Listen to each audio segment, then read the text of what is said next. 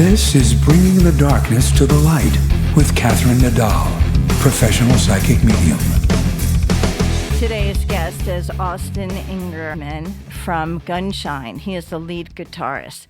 Hailing from Pensacola, Florida, Gunshine has built a reputation on catchy vocal melodies, clever lyrics, blistering guitar riffs and solos, and a lethal rhythm section.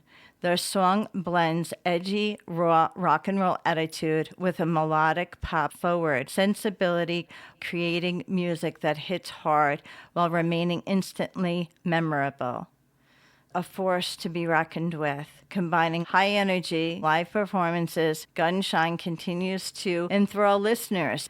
With Grand Rising, Gunshine raised the bar yet again with an exciting evolution of the band. The album takes listeners on a dynamic journey filled with genre, blend, twists, and turns, shifting moods and unexpected vibes, all with staying true to their core elements that set Gunshine apart. Featuring 13 tracks, each single worthy in its own right, Grand Rising is posed to be a modern-day classic. It's a pleasure to have you on, Austin. Yeah, thanks so much for having me. I'm excited about it. Yes, I'm very excited. As you know, I found you on the internet. I was really blown away by your music, but also now learning more about the band. And I was kind of intrigued. I had read a little piece of an article that was done on the band, and someone had asked you, how did you come up with the band name, Gunshine? And I read the reply, and I was like, oh, this is so great. So do you want to tell the audience how the band came together with their name?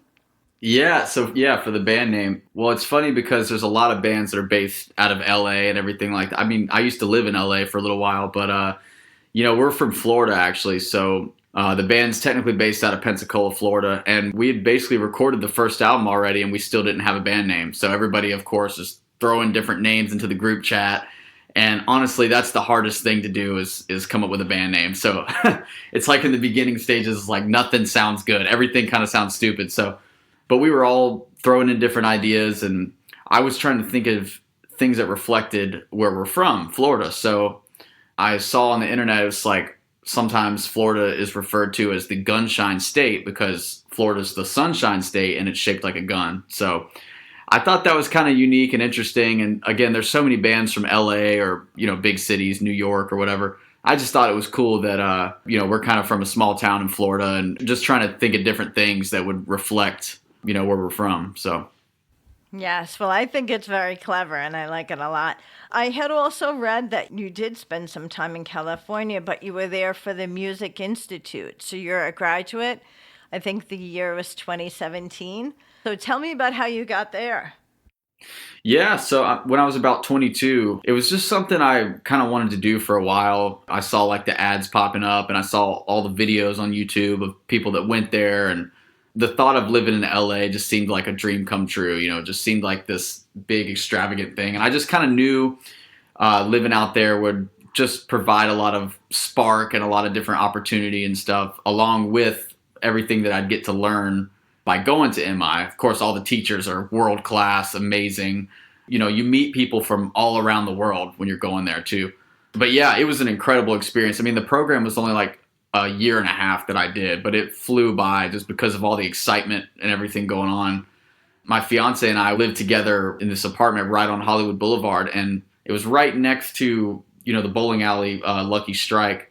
They would have jam nights and stuff on Monday night. There'd be Steve Vai playing or Richie Kotzen or something like that. So it was just where else can you go on a Monday night, walking distance and go, see these amazing players and stuff like that. So it was an incredible experience. It kind of brought me my touring gig that I got that allowed me to create Gunshine and everything. So yeah, it was awesome. That's so great. So before you got there, what was your experience with music? Did you just grow up playing guitar, or how did that all come about? Yeah, I started playing guitar. I was about 7 or 8. My parents got me a guitar, just kind of acoustic guitar laying around the house in case I ever wanted to pick it up, because they're both really into music and stuff. My dad actually plays bass, and he's a sound guy, audio guy as well. So always had music on, always playing different things. But they kind of got me a guitar just in case I wanted to pick it up. And then I think I was about, 7 or 8 and started getting lessons and just, I don't know what it was. I think there was like a concert or something on TV and I was like, I want to do that. So I got lessons but I didn't really take it super seriously until about 17. And that's when I started like playing out in bars and stuff like that, making money. Down where we're from, like I said, in Pensacola, there's a lot of cover bands. There's a lot of like the spring break party crowd and stuff like that. So you could do, like I said, play a lot of different cover gigs, make good money doing that. I did that for 17 till I was 22. And it was just like after a while, it's like, okay, I'm ready to kind of do something else. And that's what led me to go to LA and go to MI. And I've always been into songwriting. I've always been into creating my own music. So that was just something I've always really wanted to do, was to be able to do that. So eventually had to leave the cover scene, but it was really good, like I said, to kind of get your start. I know a few people that have attended Berkeley. I'm always curious about this question. Your musical influences before you went to a music school, and then your musical influences after attending. Did that change drastically for you, or did it really stay the same? Oh, I mean, there was always, influences and stuff. I mean, just the teachers alone were just like world-class musicians. You would just hear amazing music all the time. Actually, a lot of the first Gunshine record I created while I was living in California at the time. So, I had a little, like I said, studio apartment, and my setup was in like the closet. But I would go in there and just create stuff. And like I said, just being in that environment, I was always inspired. And so definitely, I mean, I feel like just being in LA and being out there in general was a big, inspirational thing. So for the audience's sake, Gunshine to me sounds hard rock, a little heavy rock. How would you describe it? Yeah, it's definitely got the hard rock edge. I think in my head, I was kind of trying to combine like the edginess of like, say, like a AC/DC or something, but with a more like poppy melodic kind of approach. I've always been into melodies and like catchy big choruses and stuff like that. I mean, I'm a 90s kid, so I was growing up on like boy bands and like Backstreet Boys and Avril Lavigne and all that stuff. I was hearing all the time. So, but aside from that, just like the really catchy 80s songs. Will take like an Ozzy song, for example. There's always like a big chorus, and I was always drawn to like melodies and stuff. So trying to combine the melody with the hard rock edgy kind of attitude. So this is another question for you, which I found like I need to ask him. There was a lot documented on you being in a band called New Year's Day and then Gunshine. So was that like your first band, or where's the transition with that? Yeah, so it all kind of ties into what we were talking about with MI. So when I graduated at the end of 2017, it was actually really good timing. The opportunity came up to audition for New Year's Day, and they were opening for Hailstorm on this tour. So it was technically my first real tour, and it was in arenas. So I was really fortunate for that, really grateful. And I toured with them for about 3 years. I've been to Europe twice and Australia and played arenas all across the country with them. So it was an amazing experience, and definitely very humbled that I got to do that. But for me, just being a songwriter, I always wanted to kind of have my own band, always wanted to have something where I had my, creative outlet. So that vision kind of got put on hold a little bit while I was with New Year's Day, but I was also manifesting. I was working on Gunshine stuff behind the scenes even while I was touring with New Year's Day, just because that was such a passion to create music and get these ideas that were in my head, try to get them out. If I was in dressing rooms or something like that on tour, I would have my laptop with me and putting the ideas down, and any little like spare time, I would try to work on what it is that actually became, Gunshine. Like I said, it was an amazing experience, and I got all my touring experience, and it really taught me a lot. It was a great transition to go straight from graduating to MI to get to like play at arenas. So it was awesome. So to be paired with a band like Hailstorm is pretty amazing in itself. So tell me what it was like. Like, did you learn anything from the band Hailstorm, or did they have certain things, about how they would perform that maybe you picked up as an individual, not just being with another band? 100%. Yeah, their whole operation is like just super professional, from the crew to the band to the way they conduct themselves backstage, and like they're such a class act.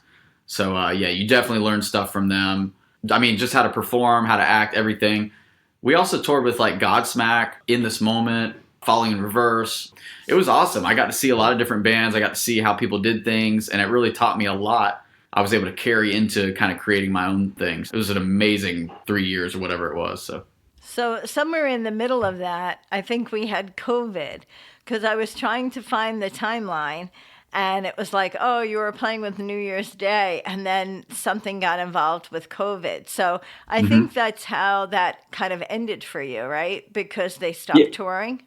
absolutely. Yeah. So it's all like the timeline. So I went to MI, graduated from MI at the end of 2017, and then got the touring gig with New Year's Day and did all, I did that from, I think it was beginning of 18 all the way until the COVID thing happened. So we were in Europe when like the outbreak started happening. And, like I remember it being on the news and everything while we were touring, and we were supposed to play Milan, Italy as the last show of that Europe tour. And it actually got canceled because that was where like the first really bad outbreak happened. So then we had to fly home a couple days early from Germany. I mean, we got home 2 days before the world shut down. So it was really, it was wild. And then, yeah, when I got home, it was like everybody, the whole touring world got put on halt. So, but the silver lining was that it allowed me to really take a step back, because we were supposed to do so much touring after that. We were going to be going to Australia again and everything like that. So it was really, when the COVID thing happened, it really allowed me to further try to get this vision that I had off the ground and get my kind of creative thing going. And that's why I started the band. So maybe a little thank you to Gunshine with COVID, because it looks like it kind of pushed you in that direction probably sooner than if COVID didn't happen. It could have been even Yes. delayed further. Wow. Correct. Yeah.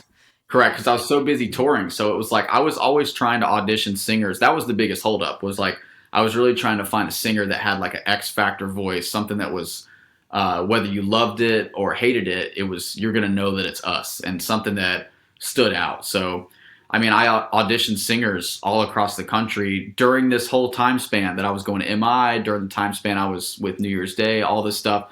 I was kind of like behind the scenes trying to work on all this stuff and auditioning singers. And, it all kind of brought me full circle, because when the COVID thing happened, it brought me back home to Pensacola, and that's where I met Jordan, our singer. So not in LA, not, of course I thought I was going to meet like somebody out there or whatever. But of course it's like, go back to your hometown, and then someone's like, hey, you should meet this guy. He plays in the dueling piano bar, and I think he would sound good for what you're trying to do. So sure enough, yeah, he came over and we had an instant chemistry. So it's crazy.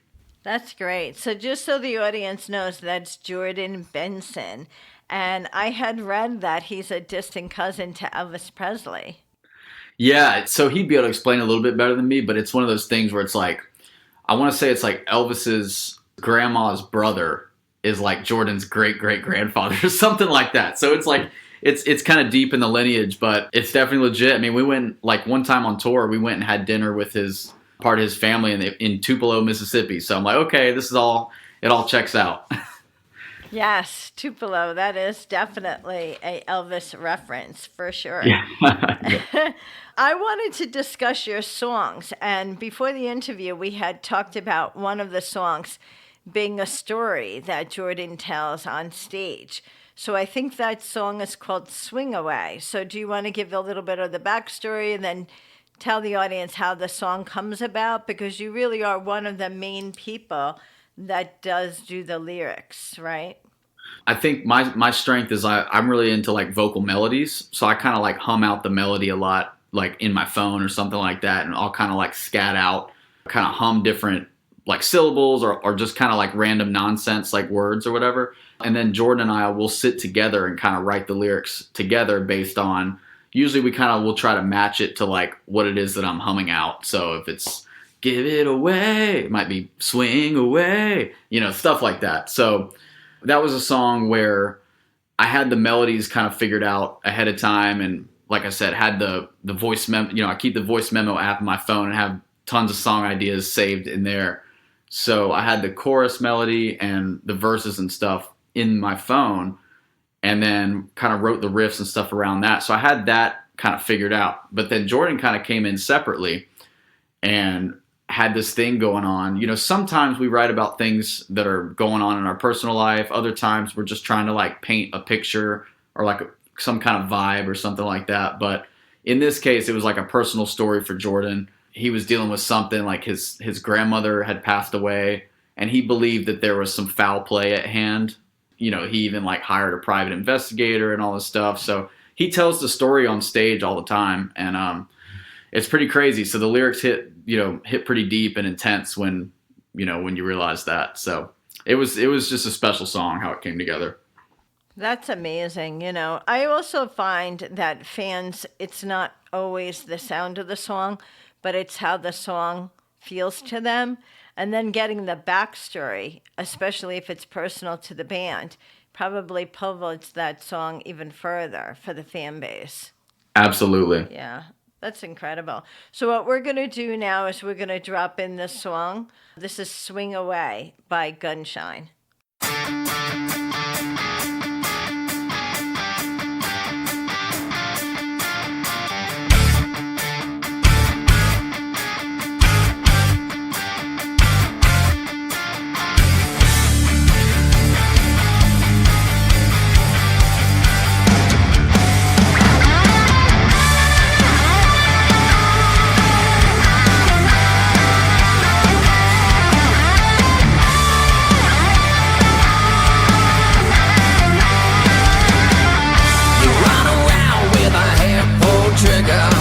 But no bullets ever gonna fly. You talk the talk, but your walk tells everything. Plain sight, a bark with no bite. You done what you did, and I know it.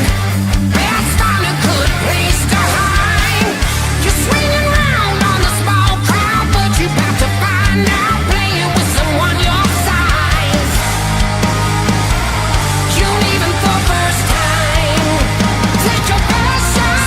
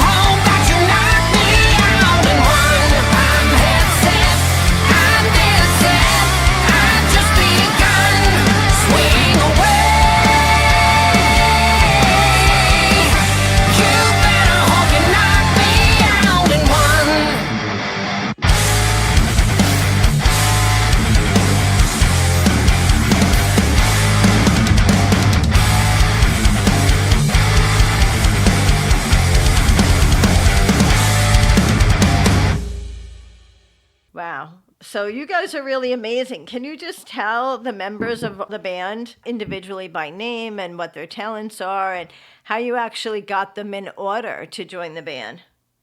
Yeah, so I play lead guitar and do a lot of vocals and stuff as well, like background vocals. And Jordan Benson, he's our lead singer. He also plays piano. He actually played harmonica. He did a harmonica solo on the newest album.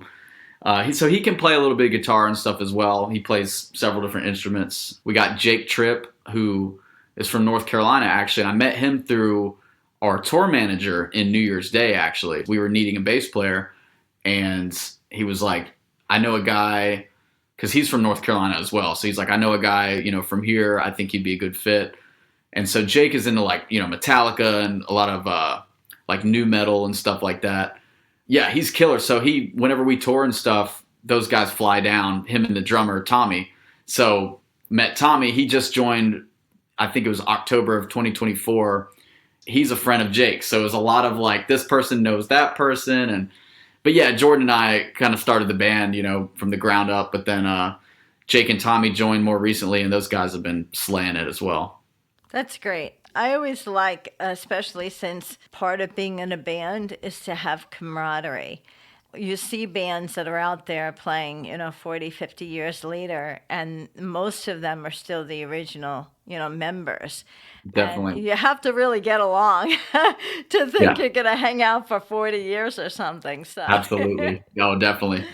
That's great. I wanted to bring up another song, Meet You There. Tell me about that one.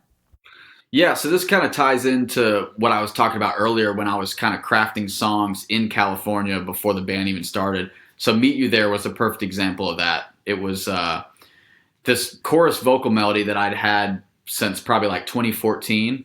It was kind of written over the span of several years. So then like the breakdown part that sounds real like almost dreamy and like atmospheric, that part came later when I was living in California. That big dramatic solo section, that kind of came during that time. And then, but yeah, the main riff and the chorus melody date back to like I said, like 2014.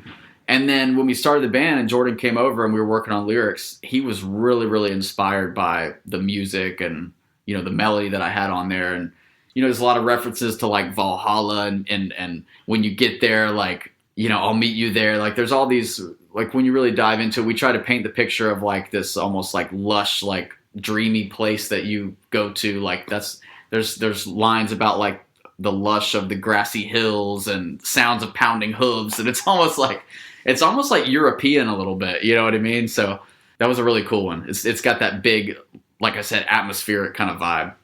I love that. That's really cool. It's also interesting. I have talked to a lot of musicians.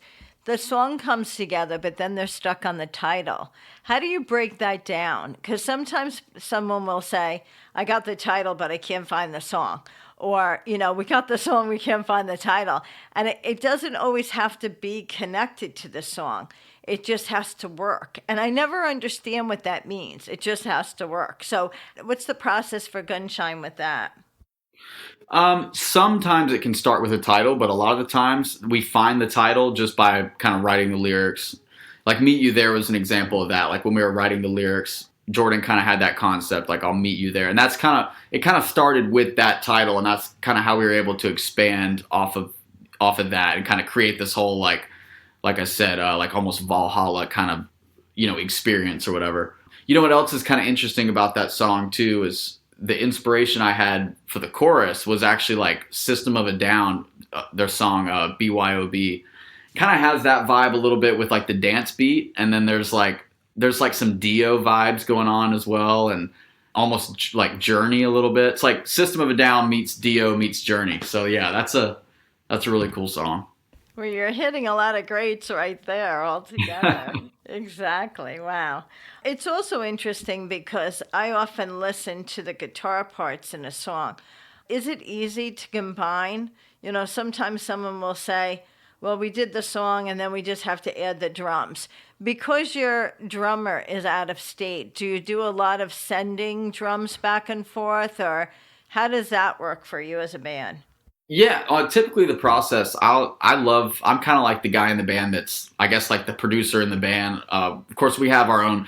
So Chris Collier is the one that actually mix and masters all of our stuff and co-produces it along with me. But I mean, in terms of like demoing stuff out, I'm kind of the guy in the band that has the laptop and the setup and all that. So I love to get my demos like 95% the way that we're going to actually go in and record them. So the way I kind of do it is I'll have the music or the melody, and then I'll program the drums just for the demo. And then I'll typically send it over. So like when we first started the band, we had a different drummer, and like I would send him the songs, and then he would kind of just embellish maybe the fills that I might put in there, embellish the parts a little bit, make them sound more like a drummer since I am a guitar player. But I do hear a lot of drum parts in my head, which is why I program them. Sometimes it'll work the opposite where there might be a groove already in place or something like that. But typically that's kind of how the process works.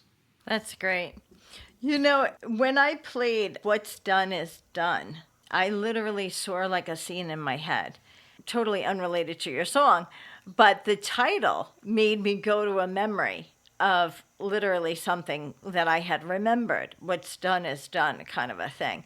So tell me about that song, because out of a lot of your songs, that one feels very powerful, like it's filled with emotions. Yeah, that was a song that I completely wrote by myself and produced it. It was something that I guess I could have put on a solo album, but you know, because Gunshine is my baby, I thought Jordan would also sound really good singing it. So him and I also kind of go back and forth on the vocals in that song too, because we did want to incorporate some, since that was a personal song for me, we did want to incorporate some of that as well. So in the chorus, I'm singing along with him, and I do the screaming parts at the end, and then I sing lead on the bridge and stuff as well. But it was a really, I was just going through a hard time in my life, and it was something that it's kind of about like knowing you have to give something up in life, but it's a really hard decision. And then you kind of sort of have the moments of regret where you're like, you kind of question yourself, like, well, I really don't know if this is the right decision. There's a line that kind of keeps repeating. And I did that intentionally just to kind of like, because you say that to yourself a lot when you have to make hard decisions. You're like, I don't know if this is the right decision, but I have to walk down this road to know, so there's a lot of, it was really, just about kind of having to make hard decisions and then live with them either way. And then you can decide later if, okay, let me go back and either fix that or reverse that, or no, I got to continue down this road. And that's kind of why the music, I also tried to incorporate that imagery into the music too. So that's why the song starts off, it's got a very hopeful kind of vibe to it in the chorus. And then it's more like major. And then at the end, it almost drops into more of like a Black Sabbath, like kind of a minor vibe, like, and gets kind of more creepy. The reasoning is because it's like that part of the song is like the evolution of like, that's where you feel like the regret, so the music gets a lot more dreary and heavier at that point. So you have this like creepy choir in the background that's like, now what's done is done. And it's just kind of like haunting you in your head. So yeah, that was a fun song to write. And it was really cool, like pulling those emotions out. It's interesting, as I hear you describing it, I wasn't far off, because when I went back to my memory, I had a memory of walking away from a relationship, and I had what very often people call a separation anxiety, like I'm going to miss them, but I can't be with them, or I shouldn't be with them. So I know I'm going to leave them, but I don't want to leave them, but I have to leave them. And then as you say, then you start feeling the guilt or the regret or the not sure, did I do the right thing? That's the piece of it. Like what's done is done. You almost have to live with that. So that was my memory. And then hearing the way you describe it with the way the song moves, I'm like, okay, I wasn't too far off. It kind of matches a little bit my memory. It's very powerful, that song, because it evokes emotion for the listener. And that to me is like a huge compliment. Yeah, no, that means a ton to me. So I appreciate that. You definitely, sensed what I was feeling and going through and stuff. So that's really cool. That was like I said, a really fun song to do. And I think it's a different vibe, for the band as well. So I'm glad I did at least, make it a Gunshine song. So yeah, so we're going to play What's Done Is Done now.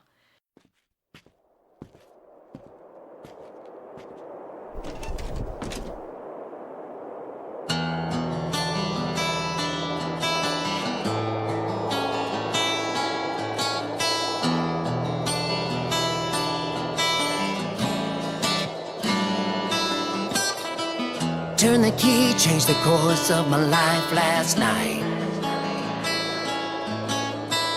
Took a chance, hope that one day I see the light. Don't know if it was the right decision, everything feels wrong. But I have to walk down this road to know.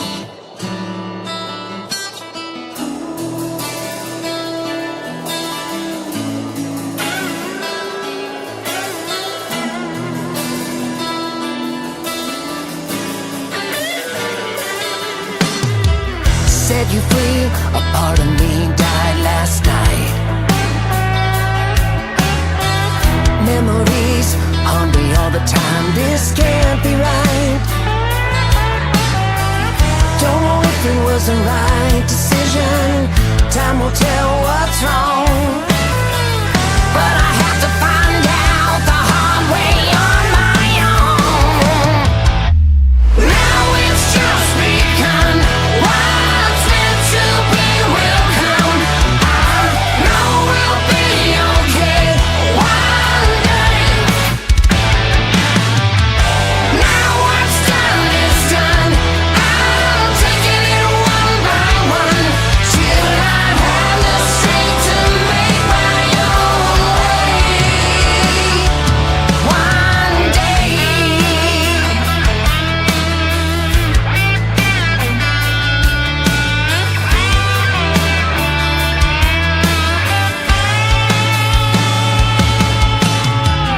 Finally, with the weight bearing down on me. Finally, it took me so long to see that I have to make the right decision, not the easy one. It takes a whole lot of love to give up all you've ever known. Now it's just begun. What's meant to be will come. I know we'll be okay one day. Now what's done is done. I'm taking it one by one till I have the strength to make my own way. One day, I trust my own intuition.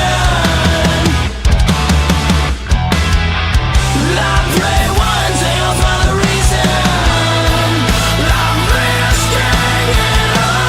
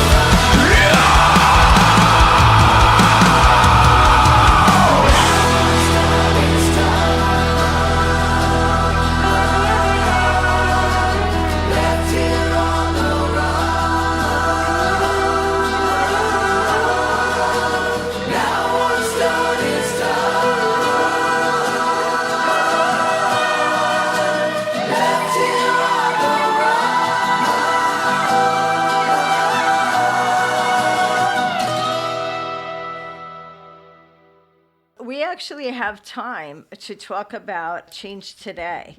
I wanted to ask you another question, though, about the band. It's interesting because the drummer was the only position of the band that changed. Is that correct? So we had a bass player early on. Both the original bass player and drummer kind of wanted to go, and have like the family life, or just, when you're starting a band in the beginning stages, sometimes people have to decide if it's the right thing for them. And then younger bands, if they're starting like a band in college, some guys decide like, oh, I'm just going to go have a normal job or career or whatever, then, and then other guys continue on. And so no hard feelings or anything, but yeah, the original guys kind of wasn't for them anymore. They just needed to kind of go a different path. Like I said, we just got our new drummer back in October 2024, but he's a total road dog. He's Tommy Salzberg is his name, and he's got total like passion and energy, and so he's just been a great fit so far. Both him and Jake have been killing it. That's great.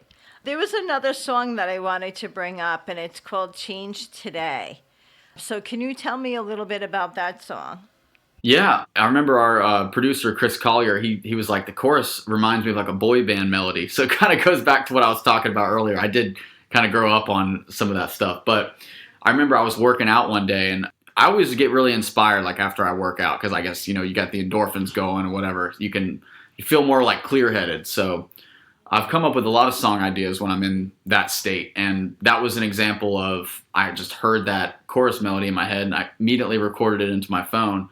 But the musical bed had already been created before the band was even started. So it's kind of got like an old school GNR feel to it a little bit, like a Rocket Queen kind of vibe a little bit. But the chorus is more like soaring and kind of poppy, I would say. And I'm also really influenced by Boston as well. Boston is like one of my favorite bands. And it kind of has that spaceship like taking off kind of vibe, like traveling kind of vibe. And that's what Jordan and I were talking about when we were writing the lyrics. So there's a lot of lines about like the first line of the song, traveling at warp speed, we're lifting off, we're taking off. There's a lot of lines about like blasting through space, and it kind of had that sort of vibe to it. That's cool. I just wanted to talk about your upcoming tour, and I jotted down a few of the dates. And I'm like, oh, it's too bad they're all in Florida and Texas.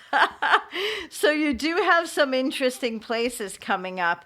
I think the dates are February into March, and you're covering several dates for Florida and Texas. Is that correct? We actually start in March, but we're in the process of adding tons of dates right now. So we're going to do a little bit of, the first one's going to be like Florida, then over to Texas, and then we're going to come back and then go back out in April. And then that one's going to be like all Northeast stuff. So we're going to do like New York and like pretty much all the way up the East Coast for April, so that one will be like 2.5 weeks. And then I'm getting married in May. So we're taking May off, and then we're going to hit it hard again in June through the rest of the year. Well, first of all, congratulations. Oh, well, thank you. And second of all, congratulations for planning to include New York, because that means I'll get to see you. I'll come out to see you. So with the Northeast tour, who will you be going out with? Are there other bands on the venues or? We're not sure on support yet, but we are mostly do kind of headlining stuff. We wanted to focus on kind of creating in like an arena style show kind of from the ground up. So we're kind of focusing on building the band as a headliner, but of course, we're always open if a cool like support opportunity comes up as well. But this year we're really just supporting the new record, and it's going to be a lot of headline stuff. But I'm sure there's going to be some awesome bands on the bill and stuff as well. So always get there early, because there's always, we've done several opening slots too with like Steel Panther or Buck Cherry, and it's like we always want people to be there early. So absolutely. A lot of the songs that I talked about are from your album that started in 2022. Is that correct? Correct. Yeah, What's Done is Done. We just kind of kept that one as a single, but Swing Away is off the Checkmate EP. Change Today and Meet You There are off the first album. So that would be, 2022 for the first album. So to date, you have 2 albums? Yeah, we have full-length debut album, 10 songs, and then we have a 5-song EP that we put out in 2023. So, and then we have another full-length about to come out. And then we did 2 singles that were just on their own. All right, good. So tell me about this new album that's coming out. This one was really special. This one, it was kind of just another evolution of the band. The biggest thing about the band, and like the way I do things, the way we do things as a band, writing with Jordan and stuff, it's always just write whatever comes out. And we just like having fun creating music, and there's never any like perfect formula, or there's never any like, oh, we got to sound this way. So we definitely get crazy on this album. There's a lot of fun songs. I would say it's a lot more eclectic. Jordan shows off his piano chops a lot more on this album. So actually the next single we're about to put out in February 13th is called Valentine. It's kind of one of our ballads, I guess you would say. He plays piano on that one. And that's actually an old song that he had that I kind of produced and added my spin to it. But the lyrics and stuff he had created when he was like 15 or something, which is crazy. A couple ballads. There's an acoustic song. There's one song that's 8 minutes long that is basically like 5 songs in one. So it's like we have like a jazz section and it keeps like changing vibes or whatever.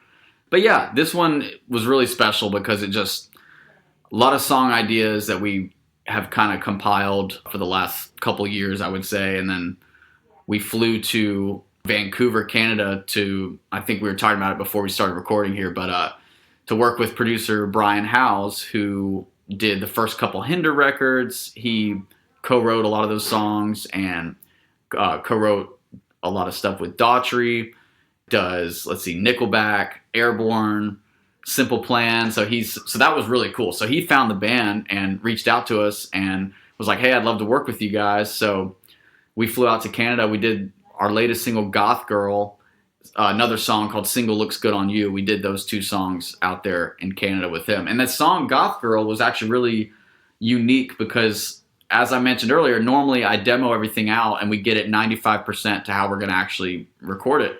But in the case of Goth Girl, we kind of wrote a lot of it on the spot. So I went in, I had like a melody, a couple of the melodies already, the pre-chorus melody and the verse melody was already there. But then Brian came in with like the chorus idea and Jordan had some great lyrics and stuff. But we did a lot of that in person on the spot, like right before tracking it. So it really created a lot of like spontaneity and kind of magic in the recording process. And then from there we flew to Las Vegas to work with Chris Collier, who I've already mentioned, and he's basically like another member of the band. He played bass on the first record and he actually played drums on this record, but he also mixed and mastered everything, co-produced everything. Aside from those 2 songs we did in Canada, he still did mix and master those. So we did that, and then we went to Nashville, and that's where Chris recorded the drums, actually at Ray Luzier's studio from Korn. So yeah, it was a crazy process, but we're super stoked about it. 13 songs, like I said, tons of variety, so can't wait to get that out there. You are surrounded by a lot of talent. Oh, definitely. So you are very lucky. Wow. Well, it is a pleasure to have the opportunity to talk with you, to also promote your upcoming tour, as well as your single, Goth Girl, which we are going to roll out with. Just give me a little bit of your personal feelings about Goth Girl, because it's kind of unique. Yeah, like I was saying, it was really special how we kind of wrote a lot of it on the spot, and there was a lot of magic with it. And just started off with some kind of almost like Def Leppard inspired, where there's almost 2 choruses, kind of a thing that I had in my phone, like those 2 pre-chorus melodies. And then I had that in the verse melody. And then, like I said, we got on one Zoom call with Brian, and we had not even met him or anything yet. And he was super stoked on it. And I remember him asking on the Zoom call, he was like, I love those melodies. I love that riff. Jordan, what have you been thinking about lyrically? And Jordan's like, man, I saw one of my friends make a Facebook post like, I really just need a goth girl in my life. So he saved that idea, and then somehow those 2 things just ended up working together. So then flew to Canada, and we finished writing it on the spot. So it was a really special, fun song. Takes that left turn in the breakdown. It's got a lot of energy to it. Just kind of a traveling, like, highway type of a song. Very cool. Well, thank you again. Thank you for being on the show. And I look forward to upcoming tour of Gunshine. And we're going to roll out with Goth Girl. Congratulations again on your upcoming nuptials. Thanks so much. Thank you.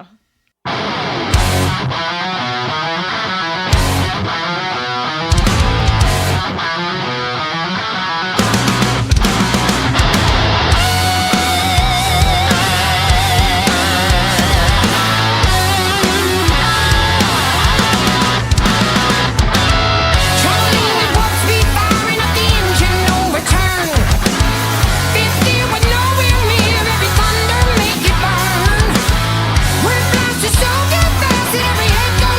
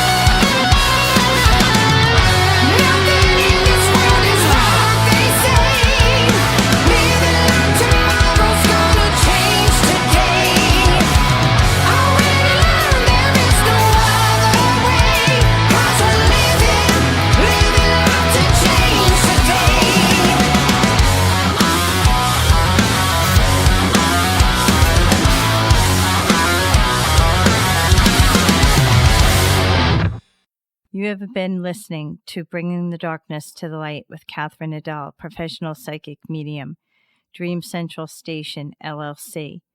My audio editor is Al Hemberger at the Loft Recording Studios in Bronxville, New York. This is WNEW 102.7 FM radio.